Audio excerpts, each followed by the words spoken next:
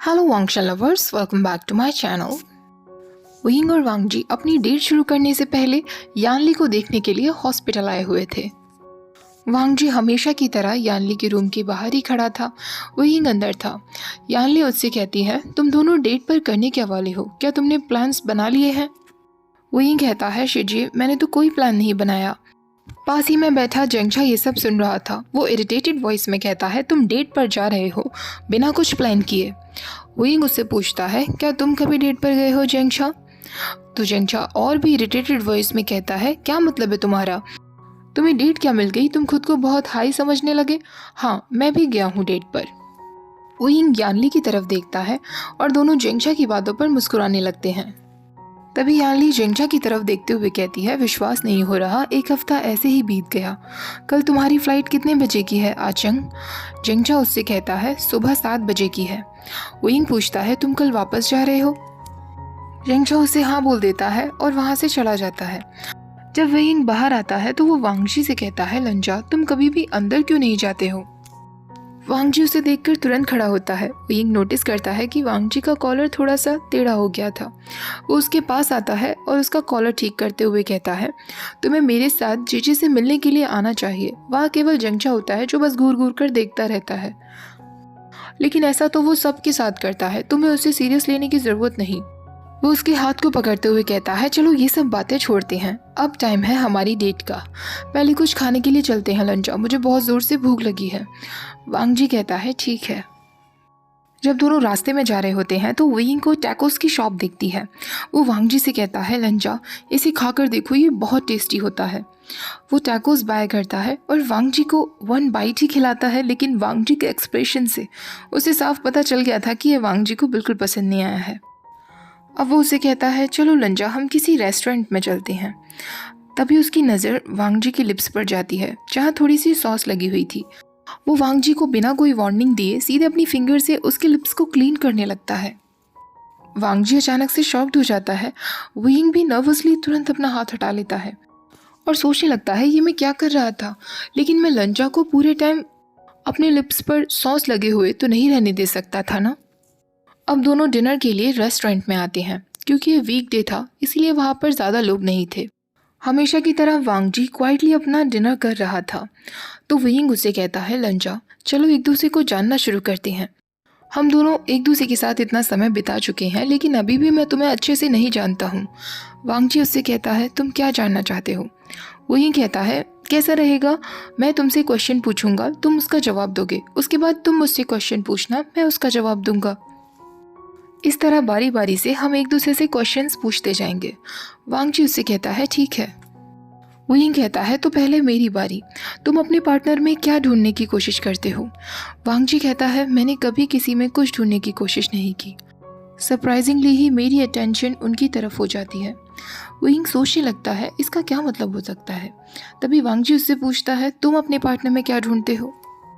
Wing कहता है, मैंने भी ऐसा किसी में ढूंढने की कुछ कोशिश नहीं की। शायद वो इंसान जो मुझे कंफर्टेबल फील कराए और जिसके साथ मुझे अच्छा महसूस हो। अब विंग उससे पूछता है, लंजा अगर तुम्हारे पास टाइम मशीन हो तो तुम कहाँ जाना चाहोगे, फ्यूचर में या पास्ट में? वांगजी उससे कहता है, मैं अपने पास्ट में जाना चाहूँगा। विंग कहता है, अजीब है, ज़्यादातर लोग फ्यूचर को चुनते हैं। अब वांगजी उससे पूछता है, ऐसा क्या है जो तुम हमेशा से करना चाहते हो? विंग कहता है, मैं वर्ल्ड टूर पर जाना चाहता हूँ उस इंसान के साथ जिससे मैं बहुत ज़्यादा प्यार करता हूँ। मुझे पता है ये बहुत चीज़ी है, लेकिन मेरे पेरेंट्स ऐसे ही थे। मेरे पेरेंट्स हमेशा एक साथ घूमा करते थे, तब से मैंने भी यही सोच लिया था। अब विंग वांगजी के लिप्स की तरफ देखते हुए पूछता है, तुम्हारा फर्स्ट किस कैसा था? वांगजी तुरंत उसे नज़रें चुराने लगता है और विंग से कहता है कि बहुत लंबे समय पहले की बात है। उस दिन मैंने अपना कंट्रोल खो दिया था।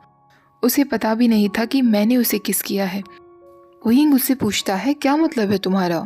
तो वांगजी कहता है, एक क्वेश्चन की बात हुई थी ना, अब मेरा टर्न है। तुम्हारा फर्स्ट किस कैसा था विंग? विंग पाउट बनाते हुए कहता है, लंजा तुम बिल्कुल भी फेयर नहीं हो।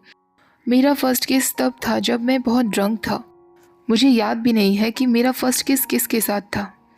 वांगजी उसे छोटी छोटी आंखों से देखने लगता है। तो विंग सोचता है, क्यों मैंने ये गेम सजेस्ट किया था, मैं खुद अपने इस गेम में फंस गया।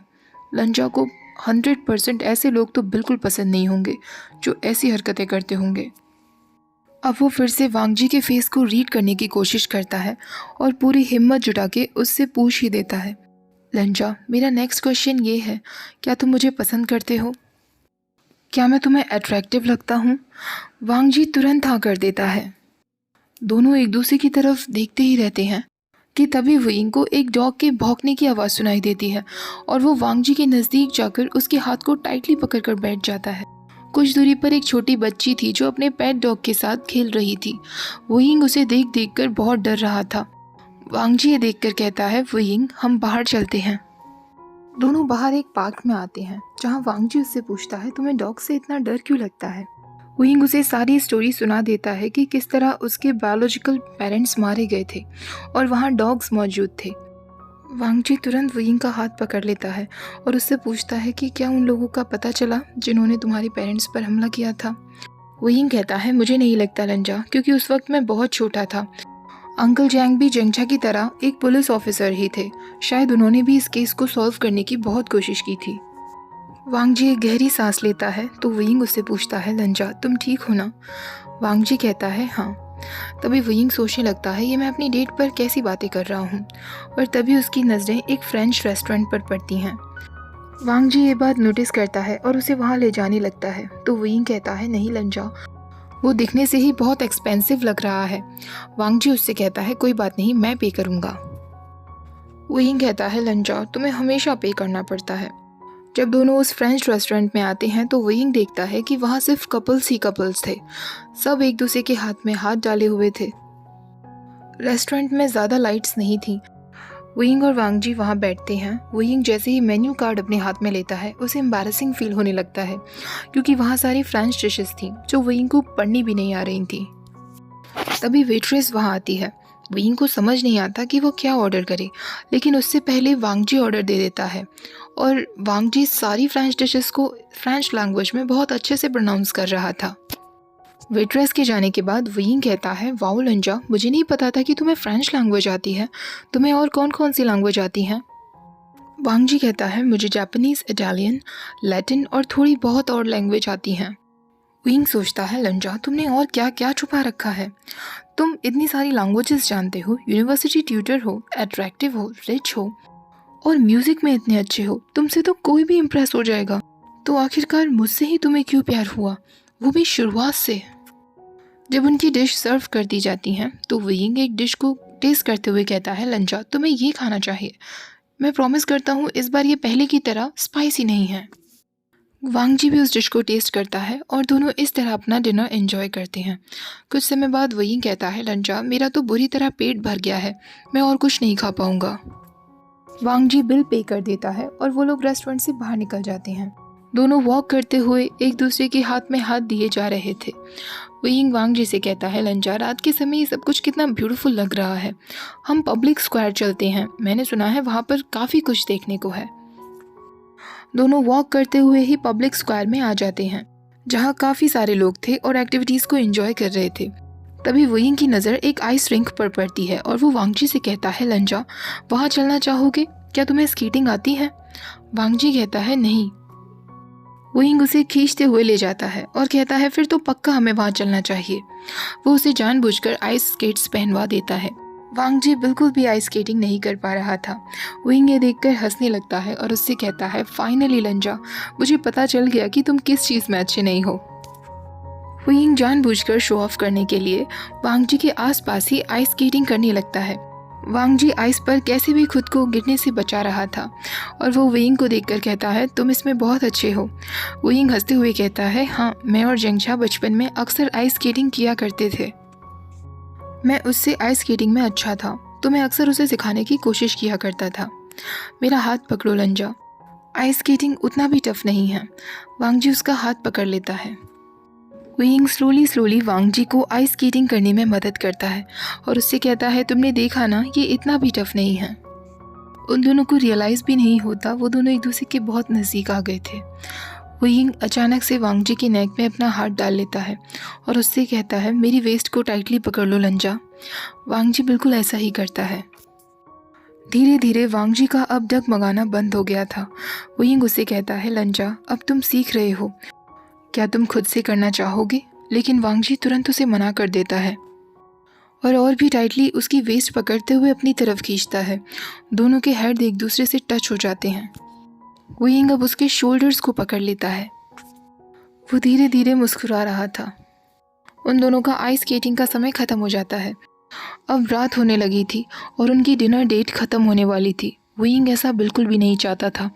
उसने पूरे दिन आज वांगजी के साथ बहुत एंजॉय किया था। जब दोनों बाहर आते हैं तो वुयिंग उससे कहता है, लंजा, काफ़ी रात हो गई है, अब हमें घर चलना चाहिए। मैंने आज तुम्हारे साथ बहुत एंजॉय किया।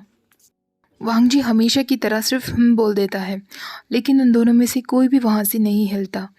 वांगजी इंटेंसली सिर्फ वुयिंग को ही देखे जा रहा था। वुयिंग की पूरी बॉडी शिवर कर रही थी। वो धीरे धीरे वांगजी के नज़दीक जाने लगता है। दोनों के हेड एक दूसरे से टच होते हैं और वांगजी जब उससे दूर नहीं जाता तो वुयिंग उसकी टाई पकड़ के उसे अपनी तरफ खींचता है और उसे किस कर लेता है। वांगजी भी उसके वेस्ट को टाइट पकड़ते हुए अपनी तरफ खींचता है। वुयिंग अपने हाथों को उसकी नेक में डाल देता है और उनका किस बहुत लंबा चलता है। वुयिंग ने जितना एक्सपेक्ट भी नहीं किया था, उससे भी ज़्यादा वांगजी के लिप्स उसे सॉफ्ट लग रहे थे। शुरुआत में ये एक जेंटल किस था, लेकिन धीरे धीरे वो दोनों अपनी टंग का इस्तेमाल करने लगे थे। वुयिंग को ऐसा लग रहा था कि जैसे ये उसका फर्स्ट किस है। वो पहला किस है जिसने उसकी दिल की धड़कनों को इतना तेज कर दिया है और वो वांगजी के नज़दीक और भी नज़दीक जाना चाहता है। वो अपनी फिंगर्स को वांगजी के बालों में सहलाने लगता है। दोनों इतने ज़्यादा वाइल्ड हो गए थे कि वो भूल ही गए थे कि वो अभी भी पब्लिक स्क्वायर के बीचों बीच खड़े हैं। वुयिंग को जैसे ही रियलाइज़ होता है, वो तुरंत वांगजी से अलग होता है। अपने शेकिंग हैंड को अपने लिप्स पर ले जाते हुए कहता है, आई एम सॉरी लंजा, मैंने अपना कंट्रोल खो दिया। तुम्हें बुरा तो नहीं लगा ना? वांगजी उसका कोई जवाब नहीं देता। वो बस वुयिंग की तरफ देखता रहता है। उसकी आंखों में फायर थी।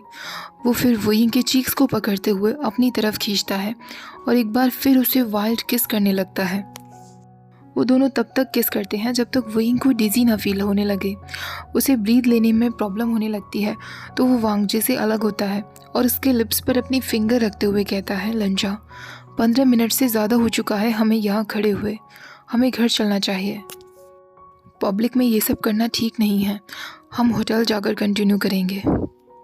वांगजी उसके वेस्ट को टाइटली पकड़ते हुए कहता है, अपने शब्दों को ध्यान रखना। वुयिंग ने जब वांगजी से डेट के लिए पूछा था तो उसकी इंटेंशन बहुत इनोसेंट थी। ज़्यादा से ज़्यादा उसने वांगजी का हाथ पकड़ने का या उसे किस करने का सोचा था, लेकिन अब जो होने वाला था वो उसने नहीं सोचा था। दोनों रास्ते में जा रहे थे और वुयिंग सोच रहा था, आज पहली बार मुझे ये होटल इतना दूर क्यों लग रहा है। जैसे ही वो दोनों अपने होटल रूम तक पहुंचते हैं, वुयिंग जल्दी से की कार्ड्स का इस्तेमाल करके रूम खोलता है और अंदर चला जाता है। वांगजी भी उसके पीछे आता है और दरवाजे को लॉक कर देता है। वांगजी उसका नाम लेता है, वुयिंग। वुयिंग उसकी तरफ मुड़ता है और मुस्कुराते हुए उसकी टाई को पकड़ के अपनी तरफ खींचता है। वांगजी को बस यही कन्फर्मेशन चाहिए था। अगले ही पल वांगजी फिर अपने लिप्स से उसके लिप्स को ब्लॉक कर देता है। वांगजी उसे पास ही की वॉल पर पुश करता है और वुयिंग का हाथ वांगजी के बालों में था। पूरे रूम में अब बस उनकी लिप्स सकिंग और बाइटिंग की आवाज़ थी। जब वांगजी उसकी लोअर लिप पर बहुत ज़ोर से बाइट कर लेता है तो वुयिंग अपना हेड वॉल के नज़दीक ले जाता है, जिससे वुयिंग की नेक अब वांगजी को क्लियरली विजिबल हो रही थी और वांगजी तुरंत उसे नेक पे भी बाइट कर लेता है। वांगजी जहाँ भी उसे बाइट करता है तुरंत वहाँ उसे किस करता है, जिससे वुयिंग को पेन का एहसास ना हो। बहुत ही जल्दी ही वुयिंग की पूरी नेक बाइट मार्क्स से भर चुकी थी, ऐसे मार्क्स जो काफ़ी दिन तक नहीं जाने वाले थे। अब वांगजी उसके दोनों लेग्स को पकड़ता है और उसे ऊपर उठाता है। एक बार फिर उसे वॉल पर पुश करता है। वुयिंग ने भी अपने लेग से वांगजी की वेस्ट को जकड़ लिया था। वांगजी के एक्शंस में उसे डेस्परेशन दिख रहा था। वुयिंग उससे कहता है, लंजा, बेड पर चलो। वांगजी इसी तरह वुयिंग को गोद में लिए उनके बेडरूम तक आ जाता है, लेकिन वांगजी ने अभी तक वुयिंग को किस करना नहीं छोड़ा था और जैसे ही वो रूम में आते हैं वांगजी वुयिंग को बेड पर लिटा देता है। वांगजी बहुत देर तक उसे ऐसे ही देखता रहता है। वुयिंग एक मैस की तरह दिख रहा था। उसके लिप्स उनकी किसिंग की वजह से बहुत बुरी तरह रेड हो गए थे और स्वेल होने लगे थे। वांग जी अभी भी बिल्कुल स्टिफ दिख रहा था। विंग सोचने लगता है कि उसे वांग जी के साथ कुछ फन करना चाहिए। ऐसा सोचकर वो उठकर बैठता है और उसकी शर्ट में अपना अंदर हाथ डाल देता है और उसकी चेस्ट पर हर जगह फहराने लगता है। वो उसे विंग करते हुए कहता है, मिस्टर लैन, आपको इन कपड़ों में गर्मी लग रही होगी, आपको इन्हें उतार देना चाहिए। वांग जी तुरंत खड़ा होता है और अपना ब्लेजर निकाल देता है। विंग उसकी टाई निकालने में मदद कर रहा था। दोनों ही शर्ट और टाई को फ्लोर पर डाल देते हैं। अब विंग वांग जी के शर्ट के बटन को खोलता है और उस शर्ट को भी फ्लोर पर डाल देता है। वो उसकी एब्स पर अपना हाथ फिराते हुए कहता है, अब आपको अच्छा फील हो रहा होगा ना मिस्टर लैन। विंग की नज़र वांग जी के चेस्ट पर उस स्कार पर जाती है जहां वो तुरंत किस कर लेता है। अब वो उसकी बैक की तरफ देखता है और उसके हर एक निशान पर लिक करने लगता है। अब उसके लिप्स वांग जी की बॉडी पर ट्रैवल करते हुए उसके कॉलर बोन तक आ जाते हैं जहां वो बाइट करता है। उसकी नज़र वांग जी के ईयर्स पर जाती है जो बुरी तरह रेड हो गए थे। विंग सोचने लगता है, लंजा तुम कितनी क्यूट हो, और वो उसके ईयर पे बाइट कर लेता है। वांग जी अचानक से उसकी तरफ देखने लगता है तो विंग कहता है, लंजा मुझे इस तरह क्यों देख रहे हो, मुझे पता है तुम्हें अच्छा लग रहा है। क्या मैं गलत हूँ? क्या तुम्हें ये सब नहीं अच्छा लग रहा? वांग जी उसके शोल्डर्स को टाइटली पकड़ते हुए कहता है, तुम मुझे टीज कर रहे हो विंग। विंग मुस्कुराते हुए कहता है, हाँ मैं कर रहा हूँ, मुझे तुम्हें टीज करना बहुत पसंद है, तुम्हारा ये एंग्री फेस मुझे बहुत अच्छा लगता है। वांग जी का और भी ज़्यादा एंग्री फेस देखते हुए विंग उसके कान में कहता है, मेरे सूटकेस में ल्यूब बोतल है लंजा। वांग जी तुरंत जाता है और उसके बैग से ल्यूब बोतल लेकर आता है। जब वांग जी वापस आता है तो विंग उससे कहता है, लंजा प्लीज़ अब मुझसे ये मत पूछना कि ये मेरे पास क्या कर रही है। तुम बिल्कुल भी ये मत सोचना कि मैं तुम्हारे साथ सेक्स करने के बारे में सोच रहा था, इसलिए इसे रख कर लाया था। हालांकि ऐसा नहीं है कि मैं तुम्हारे साथ सेक्स नहीं करना चाहता, लेकिन मुझे नहीं पता था कि तुम ये चाहोगे या नहीं। इससे पहले कि विंग कुछ और कहता, वांग जी उसे एक और किस करता है और उसका मुंह बंद कर देता है। दोनों एक दूसरे के पैंट्स निकाल देते हैं। अब विंग पूरी तरीके से न्यूड था। वांग जी उसे ही देखे जा रहा था तो विंग उससे कहता है, मुझे इस तरह मत देखो लंजा। वांग जी उससे कहता है, क्यों ना देखूं, तुम ब्यूटीफुल हो। विंग उसके शोल्डर पर हाथ मारते हुए कहता है, ऐसे मत कहो लंजा, मुझे शाय फील होता है। वांग जी तुरंत नीचे झुकता है और उसके लिप्स पर किस करते हुए कहता है, क्यों ना कहूँ, ये बिल्कुल सच है, तुम बहुत ब्यूटीफुल हो। इस बार विंग वांग जी के बॉटम लिप पर किस करता है और उससे कहता है, मुझे टच करो लंजा, मैं तुम्हें चाहता हूँ। वांग जी बिल्कुल ऐसा ही करता है और उनके बीच डेली नाइट एक्टिविटी होती है जो तब तक चलती है जब तक विंग बुरी तरह थक नहीं गया था। वांग जी जब उससे अलग होता है तो विंग अभी भी शिवर कर रहा था। वांग जी उससे पूछता है, तुम ठीक हो ना? विंग कहता है, मैं ठीक हूँ, बस बहुत समय हो गया है। ये सुनने के बाद वांग जी को एक अजीब सी जेलसी होती है और वो एक बार फिर विंग के साथ बहुत वाइल्ड हो जाता है। विंग उससे कहता है, लंजा तुम बिल्कुल भी फेयर नहीं हो, अपने पार्टनर के साथ कोई ऐसा करता है क्या? वांग जी उसके नज़दीक जाता है और उसके चीक्स पर किस करता है। विंग गहरी सांस लेते हुए कहता है, लंजा तुम सच में मुझे हमेशा सरप्राइज कर देते हो। वांग जी उससे पूछता है, तुम ठीक हो ना?